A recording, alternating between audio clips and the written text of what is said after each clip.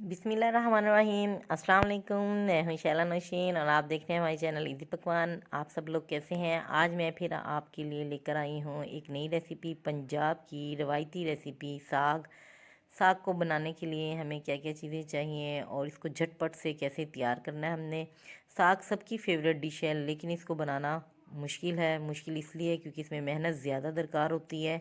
तो बिल्कुल कम वक्त में और जल्दी से ये तैयार हो जाए, तो ये ऐसा तरीक़ाकार मैं आज आप लोगों के लिए लेकर आई हूँ।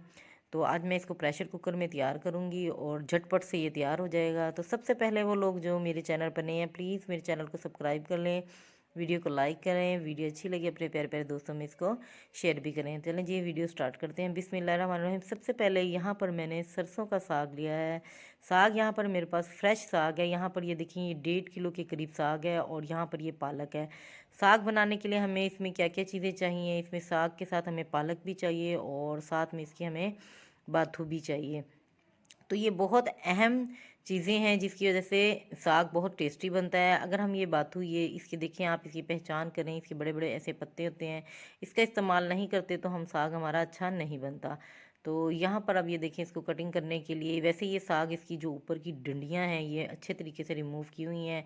अब हमने इसको कटिंग करना है। कटिंग किस तरीके से करना है और इसकी जो एक्स्ट्रा डंडियाँ उनको कैसे उतारना है, आप लोगों को कैसे पता चलेगा कि ये कच्ची हैं या पक्की हैं, इसको सारी को ज़ाया करना करें। ये देखिए, ये जो टूट जाए इजीली वो कच्ची हैं, तो उसको सारी को ही हमने ऐसे डाल लेना है कटिंग करके। और अगर ये पक्की डंडियाँ हैं तो इनको हमने रिमूव कर देना है।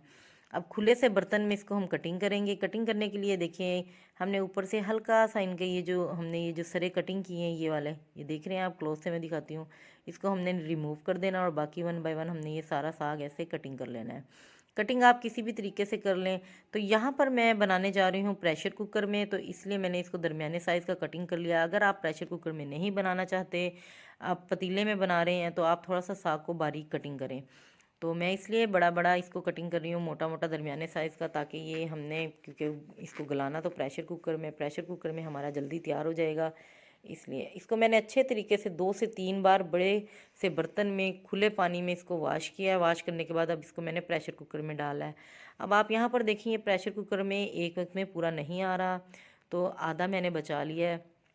आधा मैं इसको बाद में ऐड करूँगी जब ये श्रिंक हो जाएगा। ये देखिए, यहाँ पर 150 ग्राम मैंने सब्ज़ मिर्चें ली हैं। सब्ज़ मिर्चों का इस्तेमाल करना है। यहाँ पर बारीक मैंने लहसुन और अदरक दोनों ही बारीक बारीक कटिंग कर लिए हैं।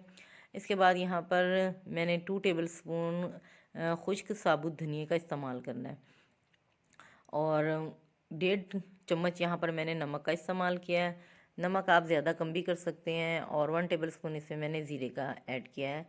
तो और 1 गिलास मैंने इसमें पानी का इस्तेमाल करना है। अब पहले मैंने इसको चूल्हा ऑन करना है और उसके ऊपर ऐसे ही इसको खुला रखकर पकाना है। जैसे ही ये साग श्रिंक होना शुरू हो जाएगा, तो ये ऑटोमेटिक नीचे ही आना शुरू हो जाएगा। देखिए आप, माशाल्लाह, ये खुद ब खुद नीचे ही श्रिंक हो गया और कुकर में नीचे की तरफ पैंदे में बैठ गया है।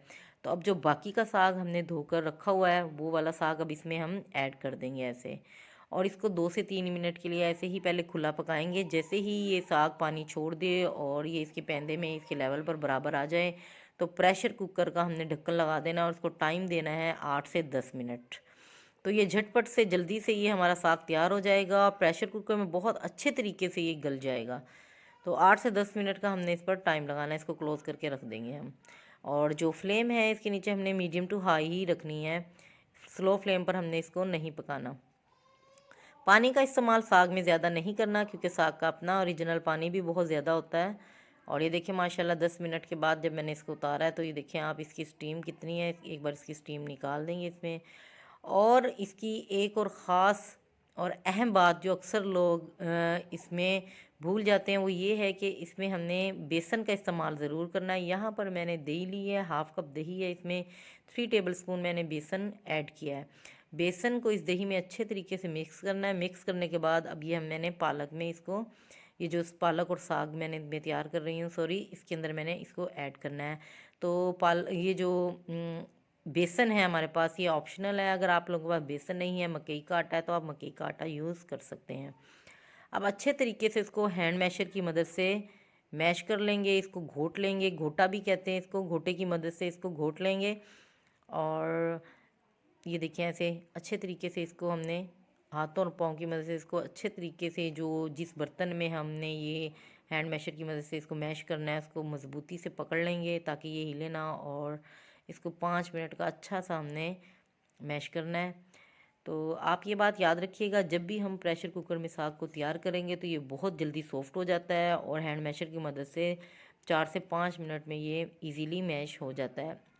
अगर जिन लोगों को ये हैंड मैशर की मदद से मैश नहीं करना आता तो सबसे आसान तरीका ये है कि आप इसको साग को हल्का सा ठंडा करें, इसकी स्टीम निकालें और जूसर मशीन में इसको ग्राइंड कर लें। जूसर मशीन में आपने ग्राइंड कैसे करना है, जूसर मशीन में सिर्फ आपने 5 सेकंड के लिए जूसर मशीन में डाला है, मशीन चलाई और 5 सेकंड के लिए आपने इसको ग्राइंड करना है, ज़्यादा इसकी लई नहीं बनानी। अब यहाँ पर ये अच्छे तरीके से मैंने साग को घोट लिया है और उसके बाद इसको मैंने चूल्हे पर चढ़ा दिया ताकि एक्स्ट्रा पानी भी इसमें से रिमूव हो जाए। यहाँ पर मैंने ऑयल लिया है, ऑयल में मैंने एक प्याज ऐड किया है।